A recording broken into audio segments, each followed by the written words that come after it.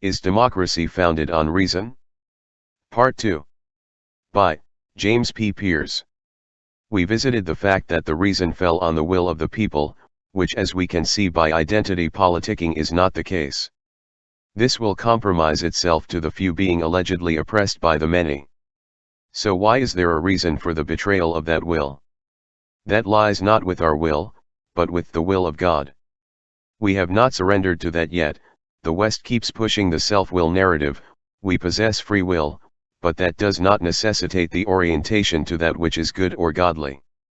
The obviousness of this Neoplatonic manifestation is of course derived from the will of the people. Yet do we really know the will of other people if we are creatures of God? In serving our own selves, we do not serve His will. Now I know the West has a different interpretation as such. We as Orthodox exemplify this through Christ and the saints, which are the very foundations of the true Church. From the Theotokos to Christ, these are the virtues society should exemplify. Now someone could turn around and willfully reject that. This is why the foundation of free will is so built into the Orthodox mindset, which leaves the will of the people a less open-ended question than what the West would like it to be. Yet why even harp on the individuality of the West, when the rest of the world has a very collective perspective? The question lies in its simplicity, does it not? It should as well as it ought to be, but yet it never is. This is according to the will of the people, of course. Yet there is where the betrayal of that interpretation lies. Politicians prey on this for profit. This is what they have done in the West for ages.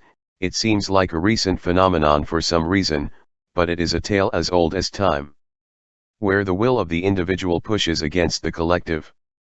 It seems as if that minority collective is very bent on pushing against the individual.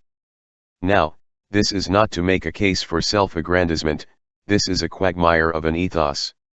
It is hell-bent on recognizing those shallow individual aspects but realizing at the same time the whole is just as shallow. This is malicious as it seems to be human nature as we attack what is a different thread to that of our individual orthodoxy. There is a misnomer between the proper orthodox ethos and that of some reiterated individualistic orthodox secular nonsense. They love to tell you what to believe but do not tell you how or why. Then again, what to believe is its own set of circumstances. Once again, we have to realize we are creatures of His image, we are the ones amongst our own ruins, and in fact, we have to answer those questions as best we can. We can give the glory to God, yet we have to orient ourselves to not only lead that which is God-pleasing, but to align it with the proper orthodox ethos that is anything but individualistic or the will of the mob.